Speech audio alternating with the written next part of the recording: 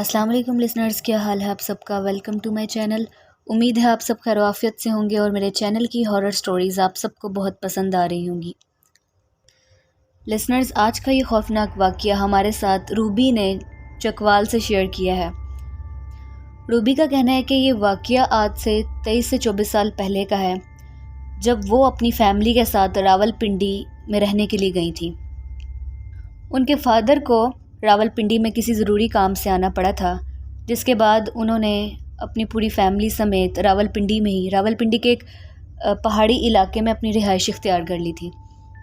जहाँ पे उन लोगों ने घर लिया था, वहाँ पर 5-6 घर इकट्ठे थे और बाकी के घर कुछ फासले से शुरू होते थे। रूबी बताती हैं कि हमारा घर पुरानी तर्ज का ही बना हुआ था। जब हम घर से निकलते थे तो एक छोटी सी गली थी। उस छोटी सी गली को क्रॉस करके सीधे हाथ थोड़े फासले पर एक खाई नुमा छोटी सी ढलान थी और उल्टे हाथ बाकी घरों के रास्ते आते थे, या अगर बाज़ार का रास्ता था तो वो उल्टे हाथ से आता था। सीधे हाथ कुछ भी नहीं था, वहाँ सारा जंगल था और वो खाई थी। यानी कि हमारे घर को जो राइट साइड लगती थी वो सारा हिस्सा जंगल नुमा था। वहाँ पे दरख्त ही दरख्त थे, काफ़ी ज़्यादा झाड़ियाँ थी। हम लोग जब वहाँ पे शिफ्ट हुए तो हम लोग जब भी घर आते थे तो मैं और मेरी बहन उस जगह पे खड़े होके उस ढलान को देखते थे, क्योंकि वो जो सारा नीचे का एरिया था वो बहुत खूबसूरत लगता था। वहाँ पे साइड पर थोड़ी सी टूटी फूटी सीढ़ी नुमा एक रास्ता बना हुआ था कि अगर किसी ने नीचे जाना हो तो वो उस सीढ़ी के रास्ते से नीचे जा सकता था। खड़े होके देखने पे नीचे एक नदी भी नज़र आती थी, जिसमें अब पानी बहुत कम रह गया था। हम लोगों को वहाँ पे रहते हुए तकरीबन 2 माह हो चुके थे। इस 2 माह के अंदर हम लोगों की पड़ोसियों से अच्छी खासी जान पहचान हो चुकी थी। वहाँ पे 5-6 जितने घर थे, ख़ास तौर पे हमारे घर के साथ जो घर था उनके घर हमारा बहुत आना जाना था। वो लोग भी हमारे घर आया करते थे। वो जो आंटी थी उनके बहुत ज़्यादा बच्चे थे, तकरीबन 9 से 10 बच्चे थे। उनमें से उनकी एक लड़की थी जिसका नाम सफ़िया था। वो मेरी हम उम्र थी। मेरी उम्र उस वक्त 16 साल थी और मेरी छोटी बहन आमना की उम्र उस वक्त 14 साल थी। मेरी सफ़िया से बहुत गहरी दोस्ती हो चुकी थी। अगर मैंने बाज़ार भी जाना होता था या कहीं पर भी जाना होता था तो मैं सफ़िया को लाजमी साथ लेके जाती थी। सफ़िया के छोटे बहन भाई बहुत शरारती थे। वो अक्सर उस ढलान से नीचे उतर के उन जंगलात में चले जाते थे। तो मैं सफ़िया से कहती थी कि सफ़िया, तुम इसे मना क्यों नहीं करती हो, इन लोगों को मना क्यों नहीं करती हो, ये वहाँ पे जाते हैं।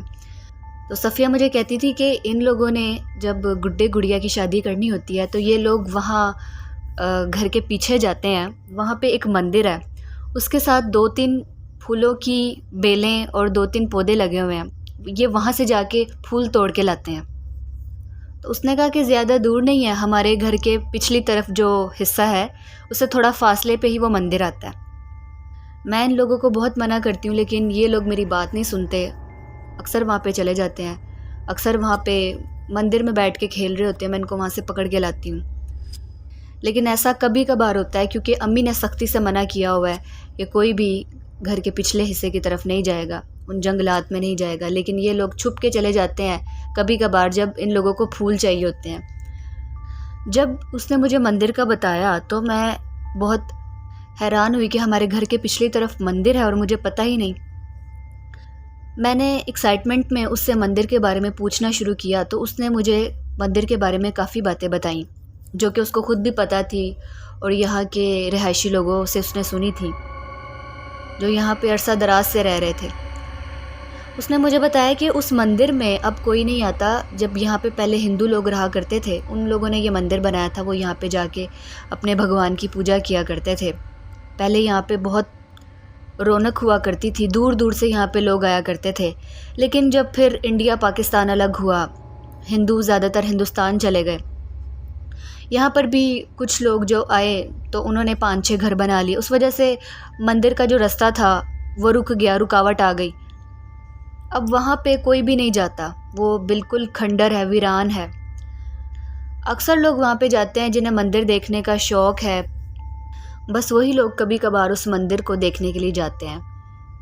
फिर जो जो उसको पता था उसने मुझे मंदिर के मुतालिक काफ़ी पुरानी और दिलचस्प बातें बताईं। مجھے یہ سب سن کے بہت اچھا لگ رہا تھا. میں نے اسے کہا کہ میں نے کبھی مندر نہیں دیکھا تو مجھے بھی بہت شوق ہے مندر دیکھنے کا، تو کیا ہم لوگ بھی ایسا کریں کہ کسی دن ہم لوگ بھی وہ مندر جا کے دیکھتے ہیں. اس نے مجھے کہا ہاں میں بھی وہاں پہ 2 سے 3 دفعہ جا چکی ہوں، اگر تمہیں بھی دیکھنے کا شوق ہے تو تم بھی میرے ساتھ چلنا. اور اس نے مجھے کہا کہ اگر تم نے وہاں پہ میرے ساتھ جانا ہے تو ہمیں دن کے وقت ہی چلنا پڑے گا، کیونکہ شام کے بعد میں تمہارے ساتھ نہیں جا سکتی، وہاں پہ کافی سانپ ہوتے ہیں، زہریلے جانور ہوتے ہیں. 2 دن بعد ہفتہ تھا. ہم لوگوں نے مل کے پلان بنایا کہ جب ہم لوگوں کی امیاں یہاں سے اس بازار میں جائیں گی جو ہفتے کے ہفتے لگتا تھا، تو ہم لوگ گھر پہ اکیلے ہوں گے، تو ہم لوگ اس مندر کو دیکھنے کے لیے جائیں گے. تو جیسا ہم نے سوچا تھا بالکل ویسا ہی ہوا. 2 دن بعد صفیہ کی امی اس کے ساتھ ہمارے گھر پہ آئیں اور آ کے میری امی کو کہا کہ چلے ہم بازار چلتے ہیں. تو صفیہ میرے پاس آ کے بیٹھ گئی. جب وہ دونوں بازار چلی گئیں تو میں، صفیہ اور میری بہن ہم گھر سے نکلے.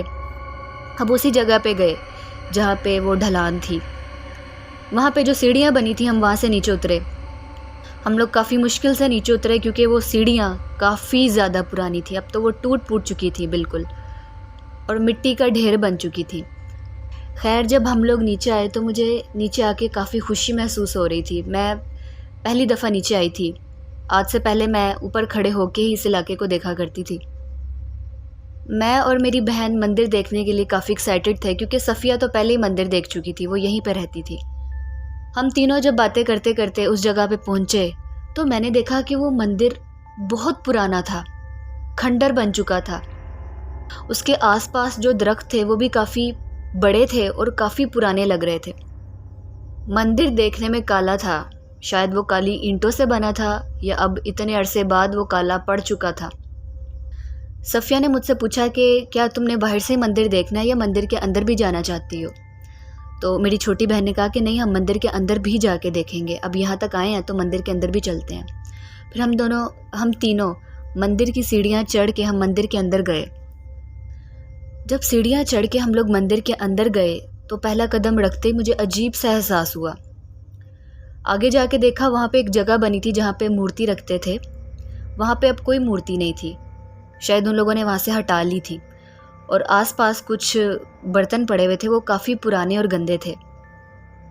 یعنی کہ وہ مندر اتنا پرانا تھا کہ وہ صحیح معنوں میں کھنڈر بن چکا تھا. کافی جگہوں سے مندر ٹوٹا بھی ہوا تھا. ہم لوگ جب گھومتے ہوئے اس مورتی والی جگہ کے پچھلے حصے میں گئے تو وہاں پہ 2 سانپ بیٹھے تھے، چھوٹے چھوٹے سے سانپ تھے. وہ ہمیں دیکھ کے وہ سانپ باہر کو نکلے اور دوسری سیڑھیوں سے نیچے اترتے ہوئے جنگل کی طرف چلے گئے. مندر میں آ کے مجھے ایک چیز محسوس ہو رہی تھی کہ مجھے بہت ٹھنڈ لگ رہی تھی، حالانکہ وہ سخت گرمی کا موسم تھا، لیکن پتہ نہیں کیوں وہاں پہ کھڑے کھڑے مجھے سردی لگ رہی تھی. پھر جب ہم لوگوں نے اچھی طرح مندر دیکھ لیا، مندر کے آگے پیچھے سے ہر طرف سے جب اچھی طرح ہم نے جائزہ لے لیا، پھر ہم نے سوچا کہ اب ہمیں کافی دیر ہو گئی ہے، ہمیں گھر چلنا چاہیے کہ اس سے پہلے کہ ہم لوگوں کی امی واپس آ جائیں. پھر ہم لوگ وہاں سے نکلے اور بھاگتے ہوئے گھر واپس آ گئے. جب سے میں مندر سے گھر واپس آئی تھی مجھے عجیب سا احساس ہو رہا تھا، مجھے سمجھ نہیں آ رہی تھی یہ کس قسم کا احساس ہے. لیکن جب 1 سے 2 دن گزرے تو تب مجھے سمجھ آئی وہ کیا احساس تھا. وہ احساس یہ تھا، مجھے لگتا تھا کہ میرے ساتھ کوئی ہے، مجھے کوئی دیکھ رہا ہے.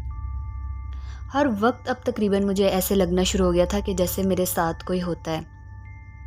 لیکن میں نے اپنی بہن کو یا صفیہ کو کچھ نہیں بتایا کیونکہ مجھے لگتا تھا کہ شاید یہ میرا وہم سا ہے. ایک دن میں نہا کر باہر صحن میں بیٹھی، میرے بال گیلے تھے،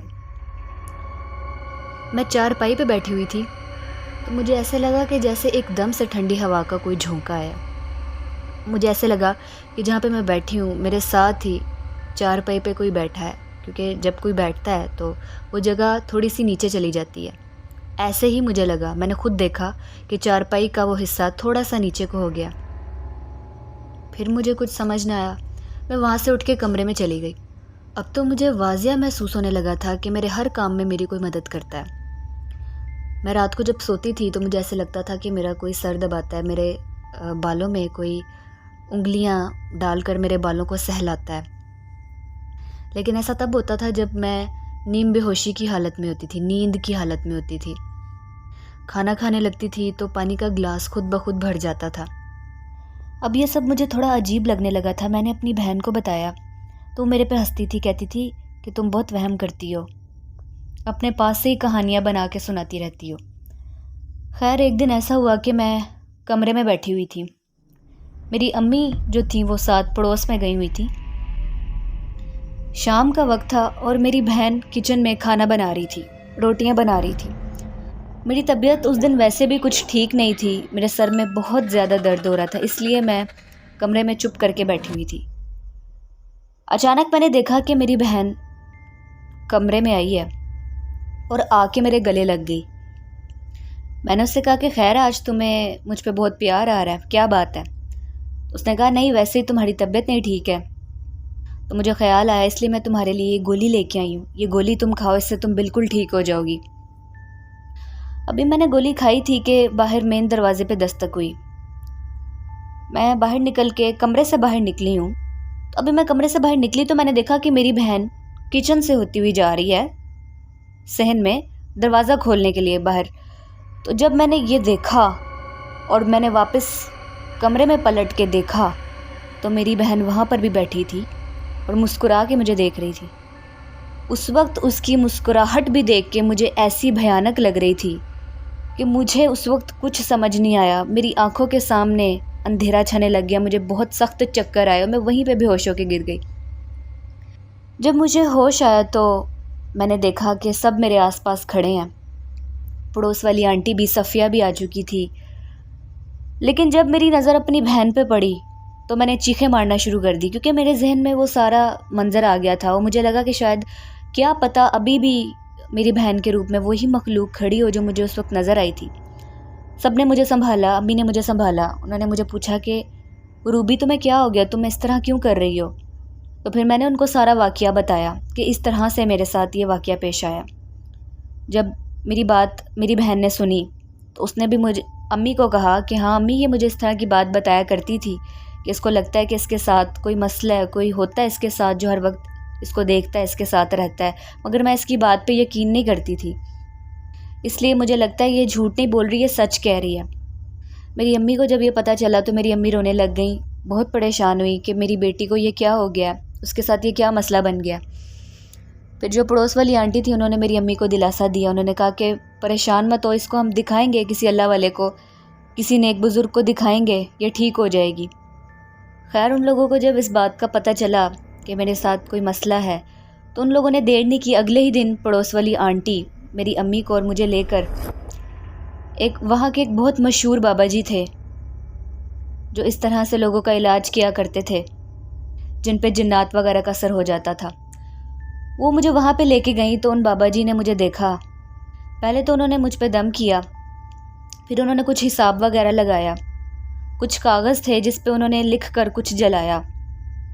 وہ جو چھوٹے چھوٹے کاغذ تھے میں نے دیکھا کہ جب وہ جلتے تھے تو اس کی جو آگ تھی وہ بالکل لال ہو جاتی تھی۔ ہم لوگ یہ دیکھ کے بہت حیران ہوئے۔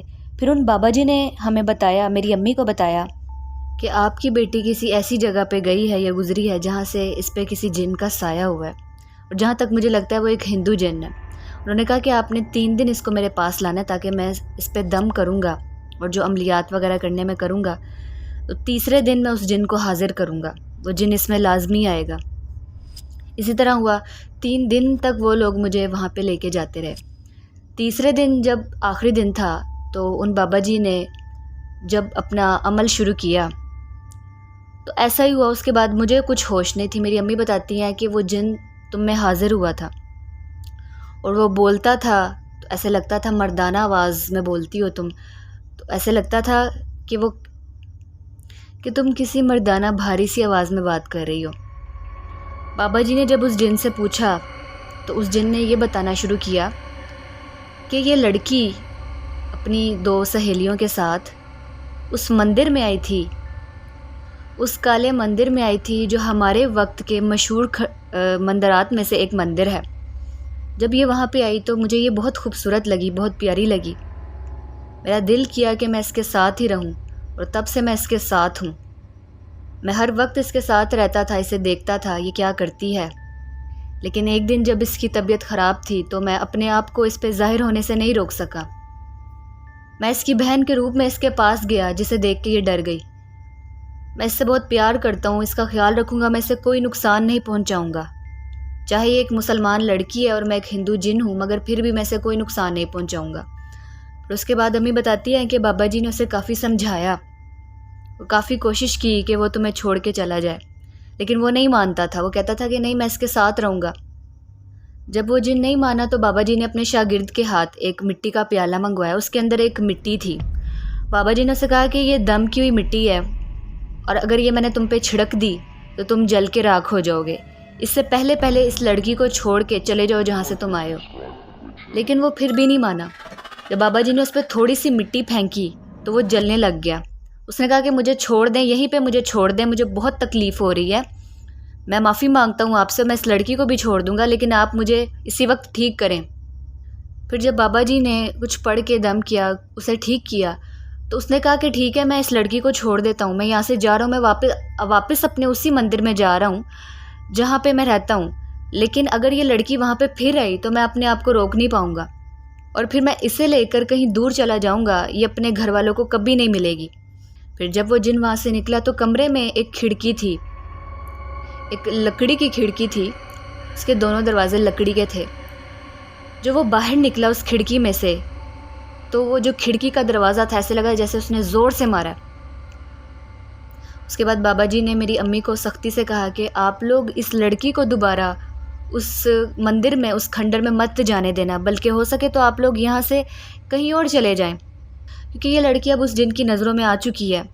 وہ مندر اس کا گھر ہے، وہ وہاں سے تو نہیں جائے گا، تو آپ لوگوں کے لیے بہتر ہے کہ آپ لوگ ہی یہاں سے چلے جائیں۔ پھر میری امی بتاتی ہیں کہ جب یہ واقعہ تمہارے ساتھ ہوا، ہم نے گھر آ کے سب کچھ تمہیں بتایا، اس کے بعد ہم لوگوں نے یہ طے کر لیا کہ یہاں پہ ہمارے ساتھ یہ حادثہ ہوا، اب ہم لوگ یہاں پہ نہیں رہیں گے۔ اس کے بعد ہم لوگ چکوال شفٹ ہو گئے تھے۔ سو لسنرز، روبی کہتی ہیں یہ تھا میری زندگی کا ایک خوفناک واقعہ جو مجھے آج تک نہیں بھولتا، اور جو میں آپ لوگوں کے ساتھ شیئر کرنا چاہتی تھی۔ سو لسنرز، آپ کو یہ واقعہ کیسا لگا ہے؟ کمنٹ سیکشن میں اپنی رائے کا اظہار کریں۔ آپ لوگ بھی ایسے ہی واقعات جو آپ لوگوں کی زندگی سے جڑے ہیں، خوفناک واقعات، مجھ سے شیئر کر سکتے ہیں ڈسکرپشن باکس میں میرے ای میل آئی ڈی یا فیس بک آئی ڈی پر۔ ویڈیو اچھی لگی ہو تو لائک کریں، شیئر کریں، اور اگر آپ کو لگتا ہے کہ میرے چینل کی ہارر سٹوری سننا آپ کو پسند ہے تو چینل کو بھی لازمی سبسکرائب کر لیں۔ اپنا بہت سا خیال رکھیں، دعا میں یاد رکھیں، ویٹ کریں میری نیکسٹ سٹوری کا۔ تب تک کے لیے اللہ حافظ۔